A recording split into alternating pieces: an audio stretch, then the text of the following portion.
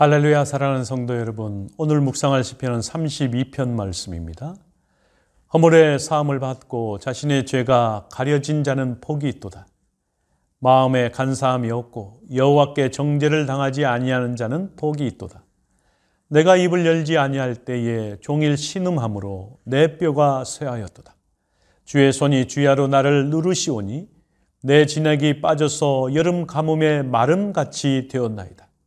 내가 이르기를 내 허물을 여호와께 자복하리라 하고 주께 내 죄를 아뢰고 내 죄악을 숨기지 아니하였더니 곧 주께서 내 죄악을 사하셨나이다. 이로 말미암아 모든 경건한 자는 주를 만날 기회를 얻어서 주께 기도할지라. 진실로 홍수가 범람할지라도 그에게 미치지 못하리이다. 주는 나의 은신처오니 혼란에서 나를 보호하시고 구원의 노래로 나를 두르시니이다. 내가 내 갈 길을 가르쳐 보이고 너를 주목하여 훈계하리로다. 너희는 무지한 말이나 노새같이 되지 말지어다. 그것들은 제갈과 굴레로 단속하지 아니하면 너희에게 가까이 가지 아니하리로다. 악인에게는 많은 슬픔이 있으나 여호와를 신뢰하는 자에게는 인자하심이 두르리로다. 너희 의인들아 여호와를 기뻐하며 즐거워할지어다. 마음이 정직한 너희들아 다 즐거이 외칠지어다. 아멘. 오늘 시편 32편은 다윗의 시 마길이란 표제가 붙어 있습니다. 이 표제가 붙어 있는 시는 전체 13편이 나오고 있습니다. 마스길, 정확한 의미는 알 수 없지만 일반적으로 지혜롭다, 명철하다라는 뜻에서 유래되어 교훈하다, 통찰하다라는 뜻을 지니고 있어서 이 시편이 지혜의 시, 혹은 교훈적인 시, 능력의 노래, 묵상의 시라고 볼 수 있을 것입니다. 또한 밧세바와의 간음 사건을 배경으로 하고 있어 다윗이 자신의 범죄와 회개, 사죄의 전 과정을 간증하고 있다는 점에서 참회시로 분류할 수 있을 것입니다. 시편 전체 150편 가운데 7편의 참회시 가운데 6편과 32편, 38편, 39편, 130편, 140편, 7편이 참회시로 분류되고 있습니다.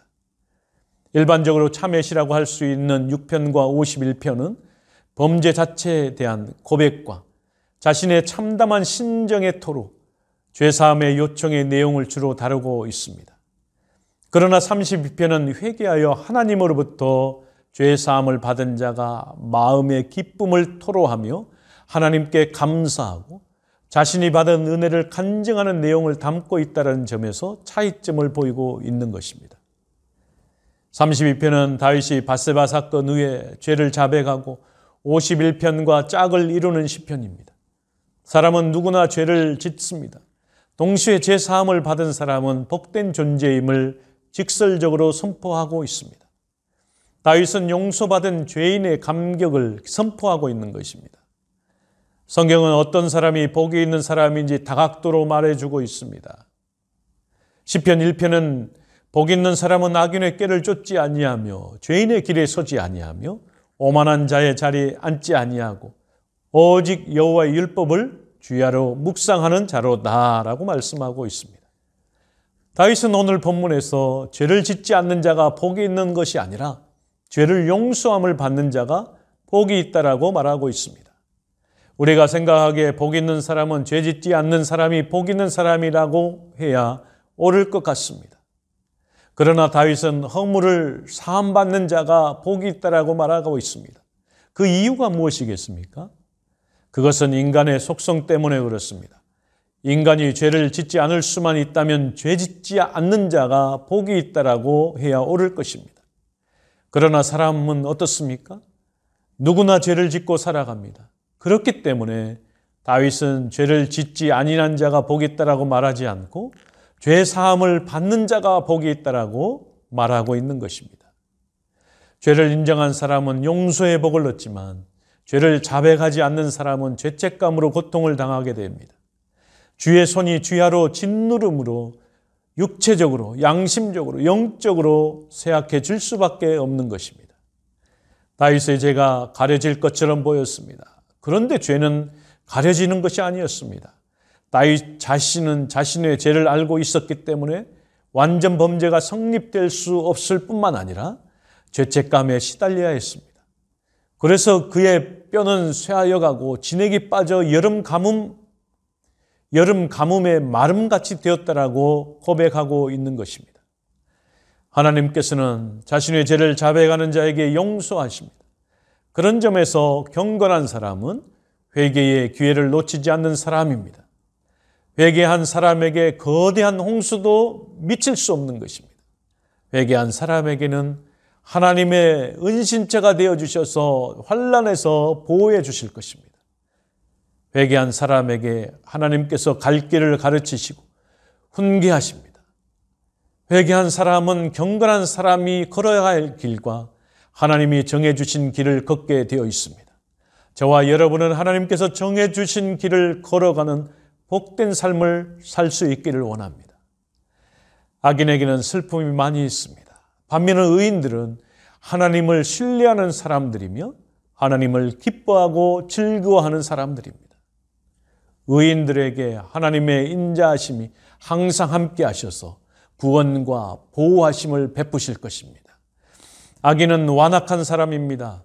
무지한 말과 노새처럼 자신의 죄를 인정하지 않는 사람으로 하나님의 징계를 피할 수 없을 것입니다. 사랑하는 성도 여러분, 하나님께서는 용서하시는 하나님이십니다. 하나님의 자비로우심이 무한하시기 때문에 모든 죄를 용서하실 수 있습니다. 다만 하나님의 용서에는 죄인의 회개가 선행되어야 할 것입니다. 그러므로 우리는 죄를 지었다면 회개해야 합니다. 하나님께서는 우리가 회개하면 그 죄를 사하여 주십니다. 우리가 지혜로운 사람이라면 하나님의 심정을 바르게 알아야 할 것입니다. 말이나 노새와 같이 하나님의 형벌을 받은 후에 비로소 회개한다면 지혜롭지 못한 사람일 것입니다. 하나님께서 회개케 하실 때에 순복하고 복 있는 사람의 판결에 걸어가실 수 있는 오늘의 삶이 되기를 주의 이름으로 간절히 축원합니다. 같이 기도하겠습니다. 전능하신 여호와 하나님, 다윗 하나님께 불순종하고 범죄한 사실을 가지고 있는 다윗이었습니다. 그렇지만 그는 즉시 하나님 앞에 회개하고 그 말씀에 순종함으로 하나님께 합한 사람으로 거듭났습니다. 오히려 하나님께 복 있는 사람으로 살아갈 수 있었습니다. 죄가 없어서 복 있는 사람이 아니라 죄를 지을 때에 즉시 회개하고 돌이키는 사람이 복이 있는 사람이라고 고백하고 있습니다. 주의 하나님 아버지, 다윗도처럼 행했습니다. 우리도 역시 다윗처럼 나의 잘못을 내려놓고 또 용서를 구하고 즉시 돌이킬 수 있는 믿음의 삶을 살아갈 수 있도록 주여 축복하여 주옵소서. 오늘 한날 주님의 손에 의탁합니다. 예수 그리스도의 이름으로 간절히 기도하옵나이다. 아멘.